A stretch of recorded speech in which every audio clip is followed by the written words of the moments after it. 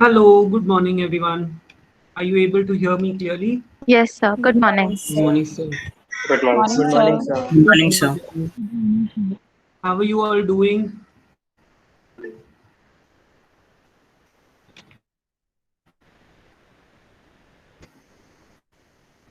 Fine, good, sir.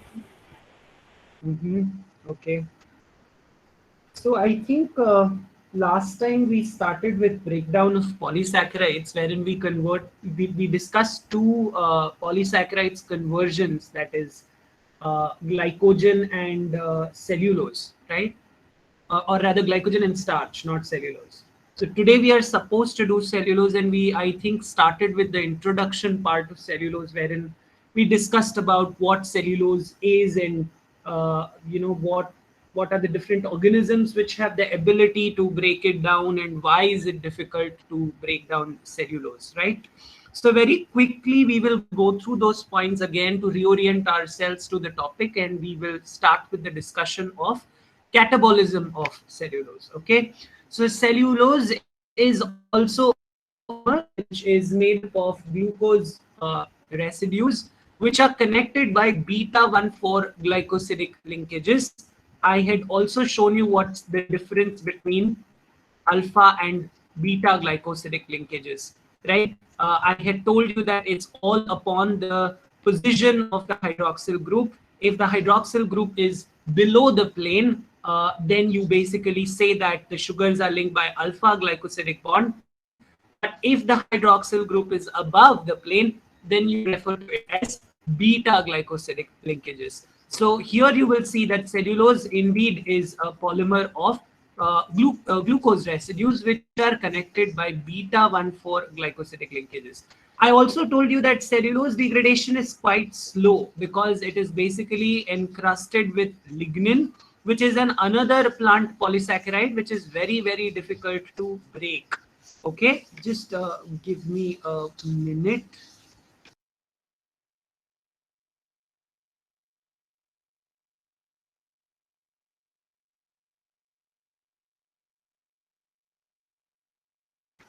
Okay, and we also said that the structure of cellulose is compact, wherein it has both crystalline and amorphous nature.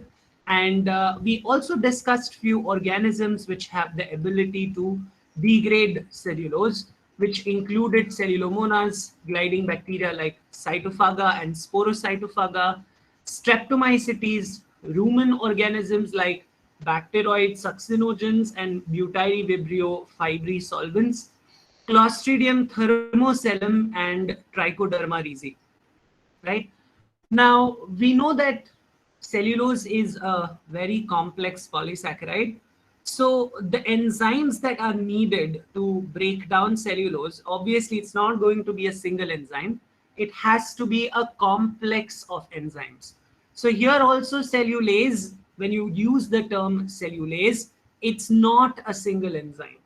It's an enzyme complex which includes different kinds of enzymes with different functions, but they indeed act on this polysaccharide called as cellulose. Okay, so it's very similar to what we saw in case of glycogen or starch. So we will see what these enzymes basically do. So we will first begin with endo beta 1,4 glucanase, which is also called as CX cellulase. Okay, now as the name suggests, endo, it's going to act within the polymer.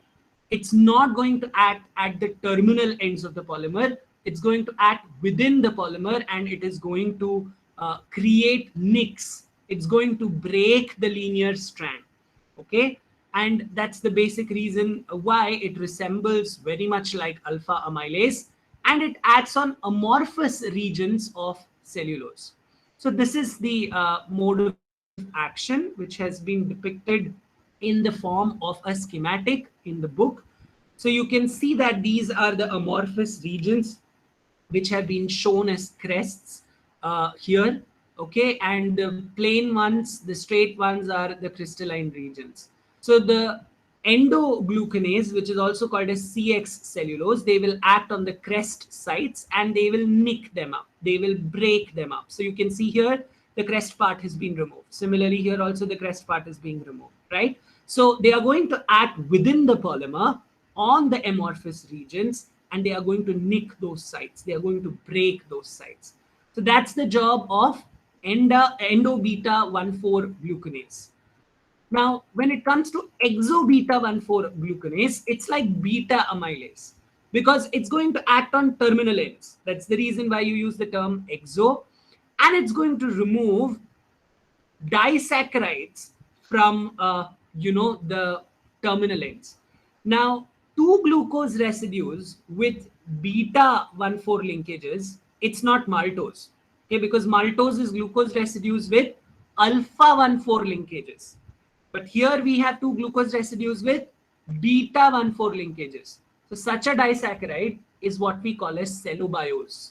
Okay, so cellobiose is going to be removed from the terminal ends, which is nothing but two glucose residues with beta 1,4 linkages. So that's going to be reduced from the non-reducing ends. So you can see that after the endo 1,4 glucanase has acted and nicks have been created, exoglucanase can start working from those nicks at their non-reducing ends and can break the rest of the polymer down such that cellobiose units are released. Now, let me tell you that it has also been reported that many a times instead of cellobiose, it may also end up removing cellotriose.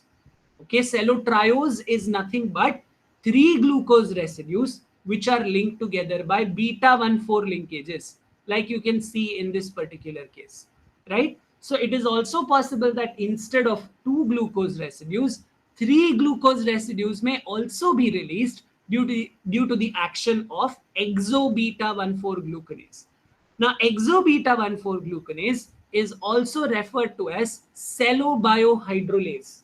Please remember that endoglucanase was called CX cellulase, while here the exoglucanase is being referred to as cellobiohydrolase. Okay, remember that for exo-beta 1,4 glucanase action to be faster, it is always essential that the endoglucanase has created nicks, because then you have provided multiple non-reducing ends by creating the nicks, by creating the gaps. Otherwise, exoglucanase has to act from one terminal non-reducing end. Obviously, that's going to take a long time. But if there are multiple non-reducing ends which have been created due to the nicks because of the action of endoglucanase, then the action of exoglucanase is going to be fast. So if both the enzymes are together, you can see that the breakdown is going to be much faster. Okay, fine. Now the third set of enzyme is beta 1,4 glucosase, which is also called as cellobiase. Okay, now cellobiase, as the name suggests, it's going to act on cellobiose or cellotriose. So this is needed for the final breakdown, because those disaccharides or trisaccharides, as you may call them, depending on whether it is cellobiose or cellotriose, that also needs to be broken to the level of monosaccharides. Okay, so that action of breaking down the disaccharide or trisaccharide to the level of monosaccharide is going to be carried out by cellobiase, because it's going to act on beta 1,4 linkages in these di or trisaccharides and break them down to the level of monosaccharides. Okay, so this is how you will see that when you're left with disaccharides or disaccharides, cellobiase, which is also called as beta 1,4 glucosidase, will break the glycosidic linkages between these glucose residues and will release free glucose molecules. Okay, so that's about endo-beta 1,4 glucanase, exo-beta 1,4 glucanase, and cellobiase. So all these three enzymes are going to be essential for the organism to be able to degrade cellulose. Okay, even if one of these enzymes are going to be non-functional or is missing, then the catabolism is not going to be complete. So please remember that all three enzymes are equally significant because their functions distinct. Okay. So I hope at this point the concepts are clear to you. Any queries about the degradation of cellulose and the enzymes involved over there, please let me know before we move to the disaccharide degradation. Anything that you wish to ask? Have you understood this? Can I see a quick yes? Yes, sir. Great, amazing. So now we are moving towards how disaccharides are metabolized. Okay, because you will learn polysaccharides and disaccharide metabolism also. So let me tell you, there are multiple ways by which disaccharides are metabolized. Like you saw in case of cellobiose, we had an enzyme there in cellulose degradation, which was cellobiase, which was just breaking the glycosidic linkage between the glucose residues and giving us monosaccharides. But that's not the only mechanism. We need to understand that depending on the organism, the mechanisms are going to vary. Like there could be phosphorylitic cleavage. Now you should ask me a question that, sir, what do you mean by phosphorylitic cleavage? Right?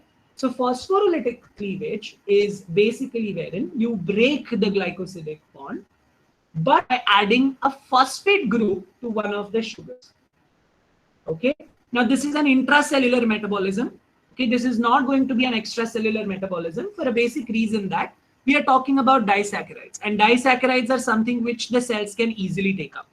It's not like polysaccharides wherein the size of the particular compound is huge and it cannot pass through the cells. Then in those cases, that enzymes have to be secreted outside. But in this particular case, these are just disaccharides which can be easily taken up by the cells. So their catabolism is also intracellular.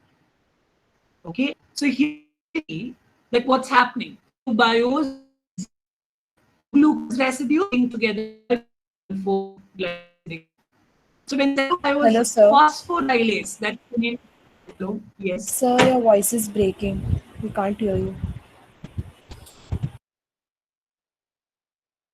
Can you hear me now?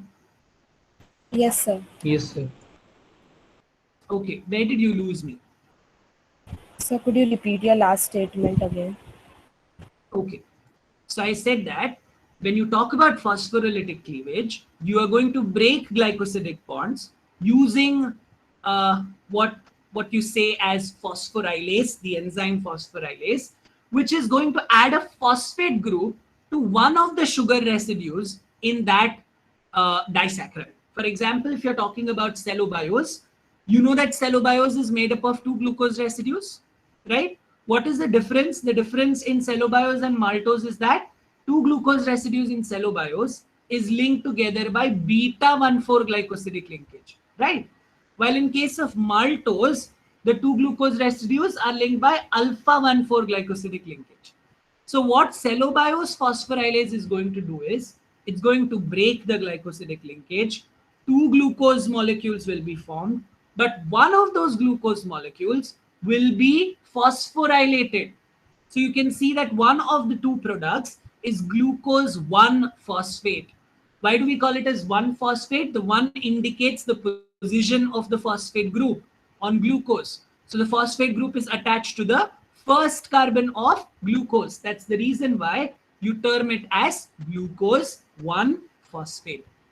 So one of the product is phosphorylated while the other is as it is. So you get glucose 1-phosphate and glucose. Now your question should be, why is one of these sugars phosphorylated? What's going to be the use? Okay. So first and foremost, there you have to understand that when you break glycosidic bond, glycosidic linkages also have energy stored within them. So when you use an enzyme like cellobiase, it's just going to break the glycosidic linkage and the energy released is not conserved at all. Okay, so when you use phosphorylase and a phosphate ester of the sugar is formed, what is basically happening is that whatever energy was released during the breakdown of glycosidic linkage, that is going to be conserved in that phosphate ester bond.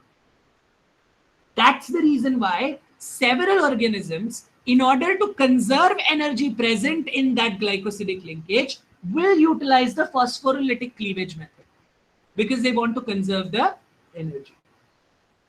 Second, it is more economical as compared to enzymes like invertase or beta galactosidase, because at a later point of time when you want to metabolize glucose, you don't have to spend another ATP molecule to phosphorylate glucose, right? Because in glycolysis, you know that glucose is first phosphorylated to glucose 6-phosphate.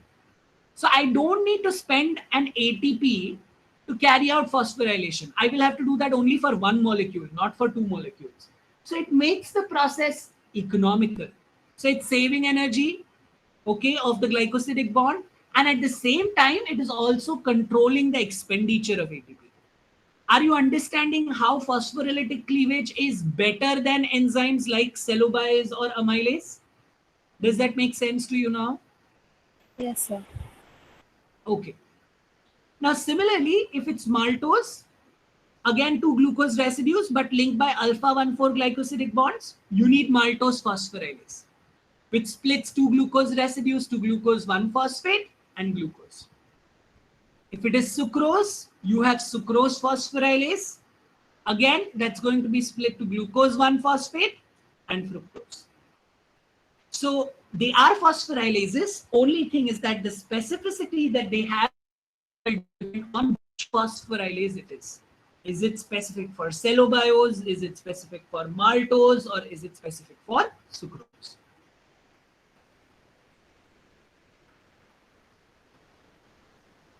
Okay, so after this, we have already discussed the advantage. Yes, this mechanism was first discovered in Pseudomonas saccharophila. Okay, so remember that it was first discovered in P. saccharophila. If you ask where it will be found, so let me tell you that you will find them in all microorganisms which degrade starch, which degrade cellulose. They will surely have phosphorylase enzymes, okay? Because they are going to produce a lot of maltose, cellobiose residues, and to obviously conserve that much amount of energy, they are going to have phosphorylase enzyme. Okay, fine. It's raining very badly. I hope you're able to hear me clearly. If you lose me somewhere, Nikita, you have to inform me. Okay. Yes, sir. Okay, fine. Now let us understand about some more enzymes, not in details, but at least what they are and where are they going to be used. Have you heard? Sir, Yes. could you tell the names again where we can find these enzymes in which organisms? You will find these enzymes in organisms which degrade starch and cellulose, because they are the ones which will produce a lot of disaccharides during the catabolism of those polysaccharides, right? Because whenever sugars are removed from the non-reducing ends, it very rarely happens that they remove monosaccharides. They end up removing disaccharides and trisaccharides. Okay, so in such organisms which degrade such polymers, you will have to have these kind of enzymes, that is phosphorylase enzymes. Okay, Okay, sir. Thank you. so now we move to understand the next concept, that is of pectinases. So you should have heard about pectin, again a very famous plant polysaccharide. It's basically a methyl ester of alpha-1,4 polygalacturonic acid. Okay, it's again a polysaccharide itself, but a very stringent polysaccharide to break.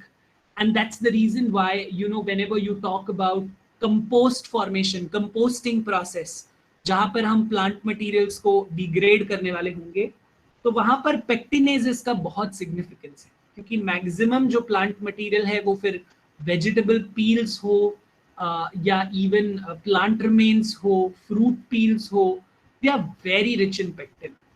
Okay, and pectinases are very important for composting, right? So it basically has a methyl esterase because it is a methyl ester polymer, right? So it has a methyl esterase.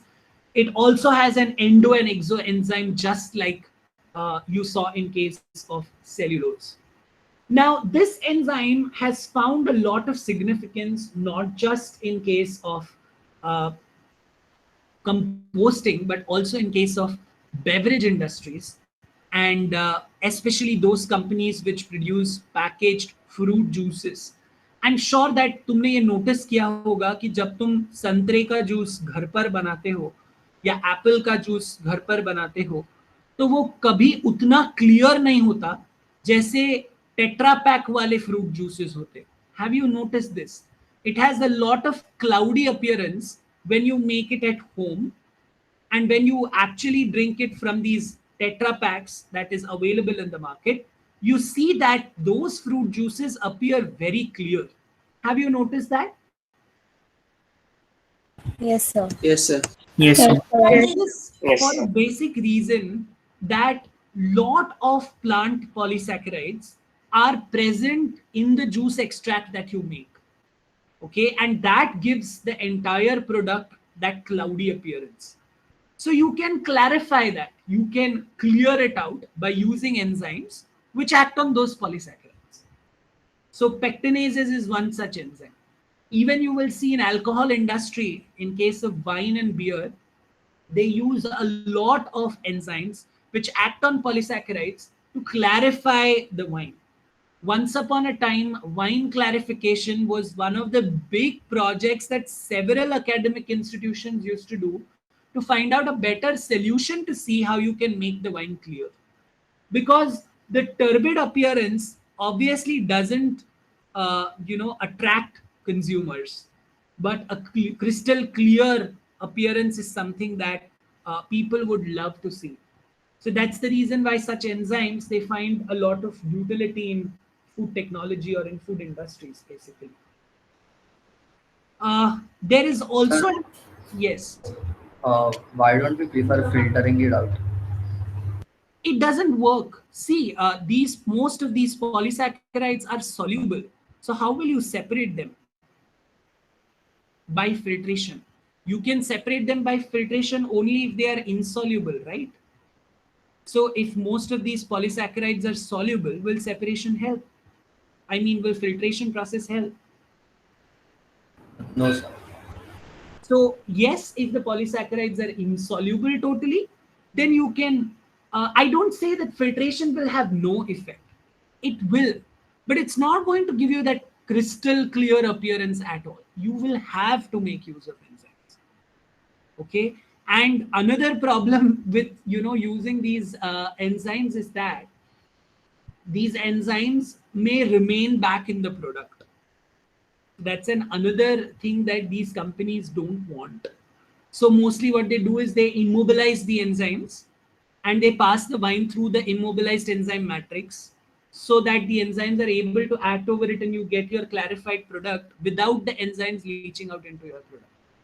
So obviously that needs a lot of standardization so that you get such a matrix where the enzyme doesn't leak out very easily or doesn't leach out very easily. Okay. The filtration may not be effective in all cases. Surely in some where the polysaccharides and the turbidity may be due to insoluble matter, there you can surely make use of this, but not in all cases. Okay. So organisms which show you this ability is Bacillus, Polymixa, Arvenia, Keratovora, Clostridium, Falcinium, Aspergillus niger, Corynebacterium, Chromobacterium violacum, Pseudomonas caetinovorans. Now, there is also another enzyme which is very popular these days, which is chitinase. Okay, several soil bacteria produce chitinase, and chitin is also one of the most notorious polysaccharides contributing to turbidity in products, because of which people have started isolating chitinase from the soil bacteria. You'll see that there is a huge set of enzymes like hyaluronidase, which works on hyaluronic acid, neuraminidase, which works on neuraminic acid, xylanase, which works on xylan, agarase, which works on agar. All these enzymes work on stringent polysaccharides, okay, which have to be acted upon or degraded in especially industrial waste before you let it out into the environment. Okay, so we surely need organisms producing these enzymes to metabolize these polysaccharides effectively. If you want to look for organisms producing hyaluronidase, neuraminidase, xylanase, you will have agricultural soil and garden soil is the best source. And if you want to look for agarase producing organisms, normally marine environments are best source, because you will see organisms producing these enzymes only if they are exposed to these polysaccharides, right? So agar, or rather seaweeds, which is the source of agar, red algae, that's very popularly seen in marine environments. So marine organisms have known to have lot of ability to produce agares, especially Vibrio species is very popular. Not all Vibrio, but most of the Vibrio species are popular in producing agares, and that's the reason why cultivating them in the lab on a solid media is a task, because they eat up agar. Okay, so next day, maybe after 24 hours, you see ditches in agar, and in many cases, you will see that if they are very, vigorous agar degraders, you will see the plate turning back to semi-solid or liquid consistency. Okay, but yes, ditches in the plate is very common within 24 hours. Okay, so moving ahead, this brings us to the metabolism of some very popular disaccharides like lactose. Okay, so you know that lactose is a disaccharide. Which sugars does it have? Can anyone tell me that it's the disaccharide of which sugars?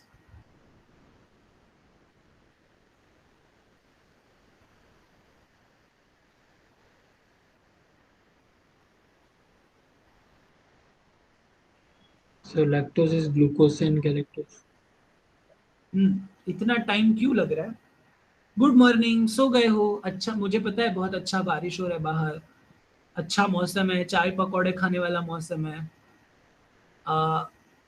But भारी पड़ेगा सो जाओगे तो please so मत, lecture में ध्यान दो। और lactose कौन से शुगर्स का डाइसैकेराइड है? आई थिंक ये इतना डिफिकल्ट क्वेश्चन नहीं है, so you should be knowing this, right? So it's made up of glucose and galactose. Okay, thank you, Akshay.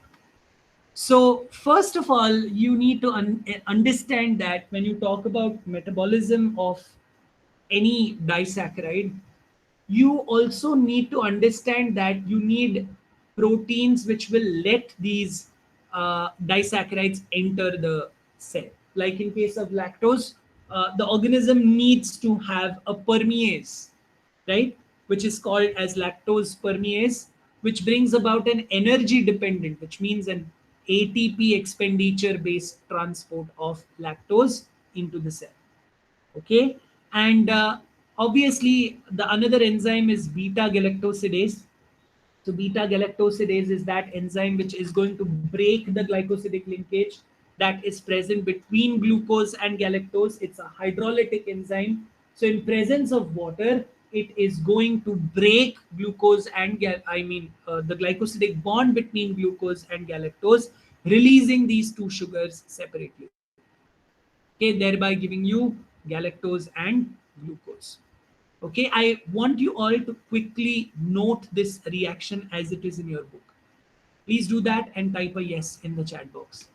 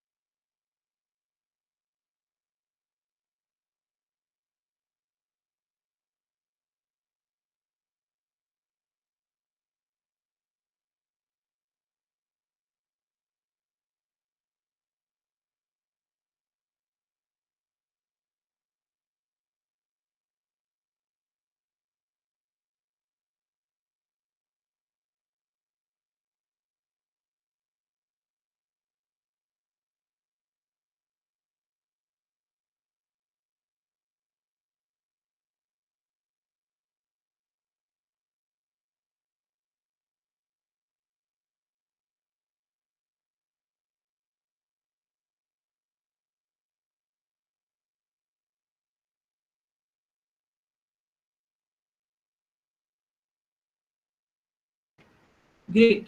So let's go ahead.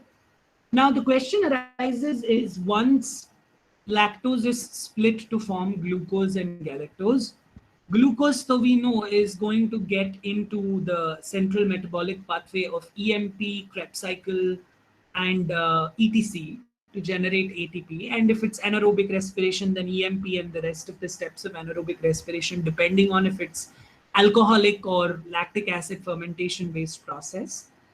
What happens to galactose is the question that we should ask. So after galactose is released, what next, right? So the first thing that is going to happen is galactose is going to be phosphorylated. Okay, so you're going to add a phosphate group to galactose, which is going to get added on the first carbon. So you get galactose 1 phosphate. Okay, the ATP molecule is going to be the donor of phosphate, and it itself will convert itself to ADP. The enzyme involved here is galactokinase. Okay, so 1, 2, 3, that is indicative of the enzymes involved. So enzyme number 1 is going to be galactokinase. So when you write the reaction, please write the enzyme name there as galactokinase. Sorry, I wrote the spelling wrong, but I have written the correct spelling now in the chat box. Now, after galactose 1 phosphate is formed, we are going to be converting it into glucose 1 phosphate. So galactose 1 phosphate will be converted to glucose 1 phosphate. Now, this is not very difficult a reaction. It is just that we are going to have UDP glucose, which is uridine diphosphate glucose, a glucose attached to uridine diphosphate, which is going to donate glucose and take up galactose. So galactose 1 phosphate में से galactose will get attached to UDP and उसके जगह पर glucose वहाँ पे चिपकाया जा रहा है. So that's how you are converting galactose 1 phosphate to glucose 1 phosphate. Okay. Now the enzyme that functions here is going to be referred to as glucose galactose 1 phosphate uridyl transferase. Okay, I'm putting it in the chat box. Glucose galactose 1 phosphate, it's 1 and not I, 1 phosphate uridyl transferase. Okay, now why is this long name? Because 2 sugars involved are glucose and galactose 1 phosphate, and the transfer involves a nucleotide base group, which is uridyl transferase. That is uridyl group, because of which you call the enzyme as uridyl transferase.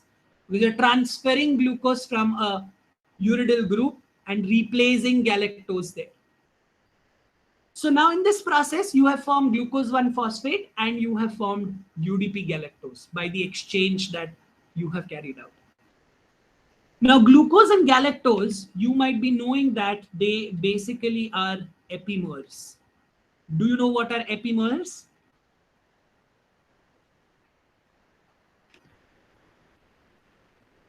Do you know what are epimers? So like they will have like same chemical formula, like only different in structure. Right. So they have same molecular formula, but you will see the structure for just one group, their orientation might be different. Like a hydroxyl group might be on the right side and for the another one, it will be on the left side. So just that single orientation difference, or many a times it may be on, different side of the plane. So that makes them epimers. Okay. So UDP galactose can be converted to UDP glucose because glucose and galactose are epimers. So the enzyme that functions here will be basically called an epimerase because you are converting one epimer into its another form. So the enzyme that functions here is uridine diphosphate glucose epimerase. Okay, uridine diphosphate glucose epimerase. That's going to be your third enzyme. So I'm repeating all 3 steps. Galactose to galactose 1 phosphate, you added a phosphate group. ATP was the donor for it. The enzyme is galactokinase. Then you wanted to convert galactose 1-phosphate to glucose 1-phosphate. So you got a UDP glucose into the picture, which is going to just replace the galactose with glucose, thereby forming glucose 1-phosphate and UDP galactose. The enzyme is glucose galactose 1-phosphate uridylyl transferase. Okay. Then we said that UDP galactose will be converted to UDP glucose because they are epimers, and enzyme involved will be uridine diphosphate glucose epimerase. Is that very clear till this point?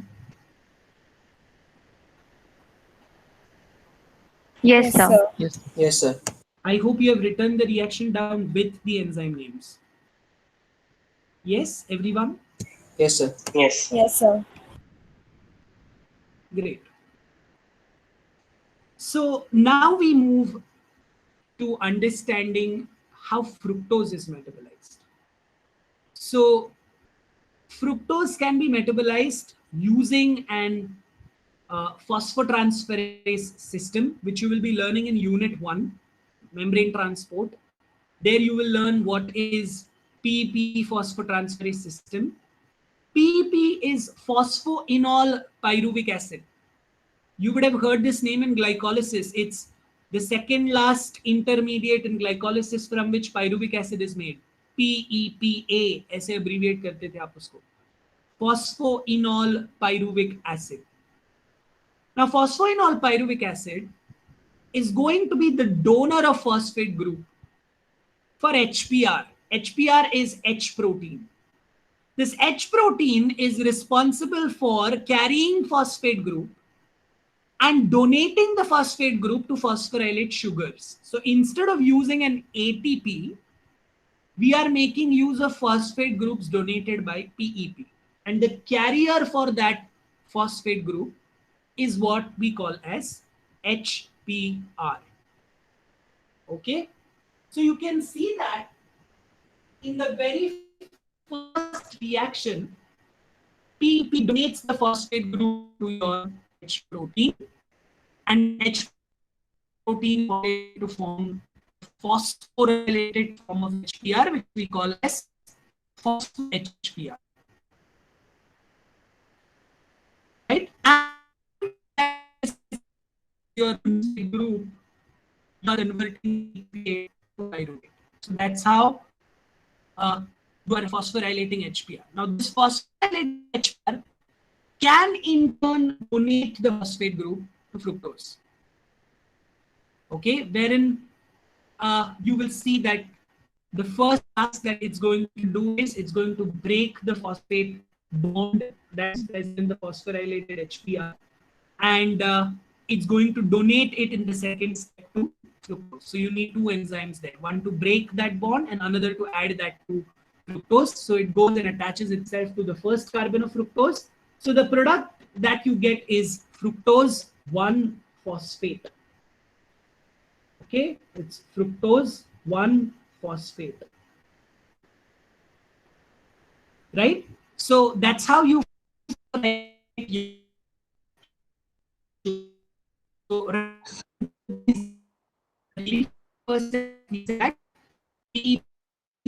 Sir, okay, phosphate group. sir, your voice is breaking. Okay, can you hear me now?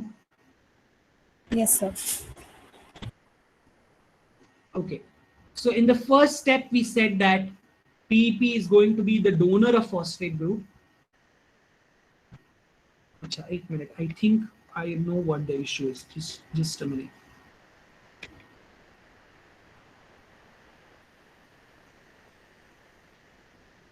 Okay, I hope now you are able to hear me clearly. Nikita? Yes, sir. Yes, sir. Okay. So, in case of this particular process, we said that PEP donates phosphate group to HPR, forming phospho-HPR and pyruvate. Phospho-HPR donates the phosphate group to fructose, forming fructose 1-phosphate and HPR, which is now free to again get phosphorylated. Now, you should ask me this question, that what does H protein stand for? So, H, this is basically denoting histidine. Because this phosphocarrier protein, we call it as phosphocarrier because it's just carrying phosphate group from PEP and giving it to a sugar. So this HPR gets phosphorylated at the histidine residue, because of which you call it as HPR, histidine phosphorylatable phosphocarrier protein. That's the full form. Histidine phosphorylatable phosphocarrier protein. That's the full form of HPR. Okay, you'll learn this process in detail in unit 1. So I'm not going to go into those details because it's a long process, and you will see what does enzyme 1, enzyme 2, and enzyme 3 exactly do in the HPR system. You will be learning that as a part of membrane transport. So I'm not going to get into the mechanisms of those enzymes. But you need to know that what HPR is. It's that phosphocarrier protein whose histidine residue is the one which will carry the phosphate group. Okay? Now, you can see the difference. If glucose is provided to an organism, glucose is also taken up by PEP phosphotransferase system such that while it's being transported across the membrane, it is phosphorylated to form glucose 6-phosphate. And then glucose 6-phosphate, gets isomerized to fructose 6-phosphate by glucose 6-phosphate isomerase. And then that fructose 6-phosphate is converted to 1,6-bisphosphate. All these reactions are seen in glycolysis. It's just an overview, and we will be learning these reactions in detail when we see glycolysis. It's just an overview. But when you see fructose will be transported into the cell via PEP phosphotransferase system, forms fructose 1-phosphate. Okay, then you will have to add another phosphate to it to form fructose 1,6-bisphosphate, for which the organism needs to have 1-phosphofructokinase. And all organisms will not have this enzyme. So that's the reason why you will see that if you cultivate organisms on glucose and fructose separately, obviously all organisms will very happily grow on glucose, but all of them may not grow effectively in presence of fructose. Remember this. Okay? Because these organisms need to have 1-phosphofructokinase to convert fructose 1-phosphate further to 1,6-bisphosphate. And if they do not have this enzyme, aage ka metabolism will not happen.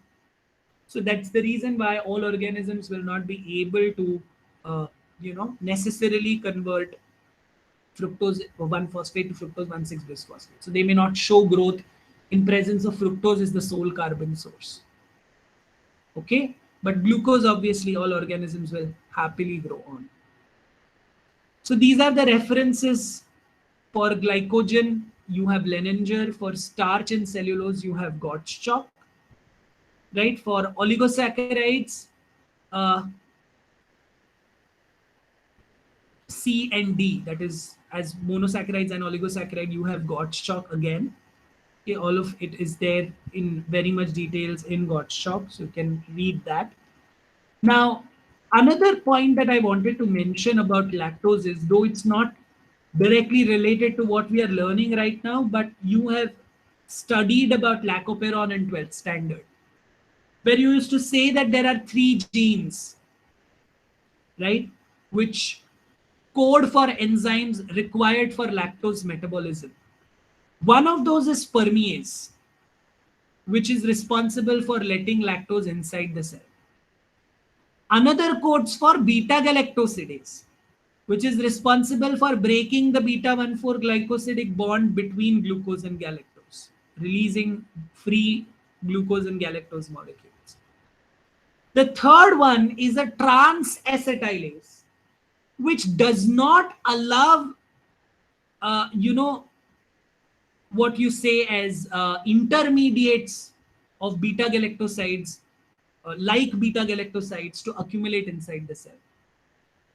Because any intermediates which are intermediates or derivatives of beta-galactosides, they are in a way dangerous for the cell. They could inhibit the growth of the cell if they accumulate beyond a particular concentration. So that's the reason why it doesn't allow excess of toxic metabolites to accumulate in the cell. It's going to excrete them out.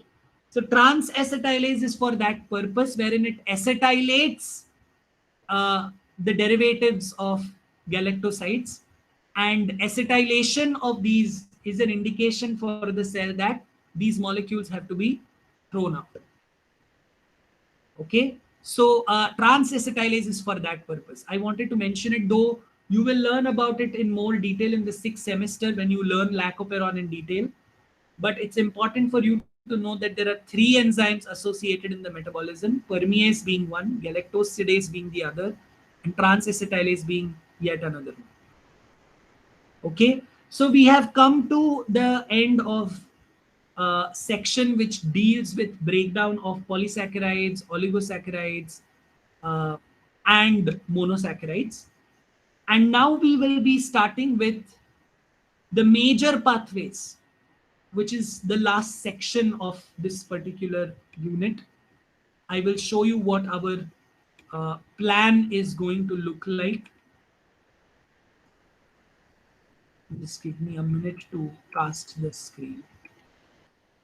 So we are left with all major pathways now in this unit, which is an entire section separately.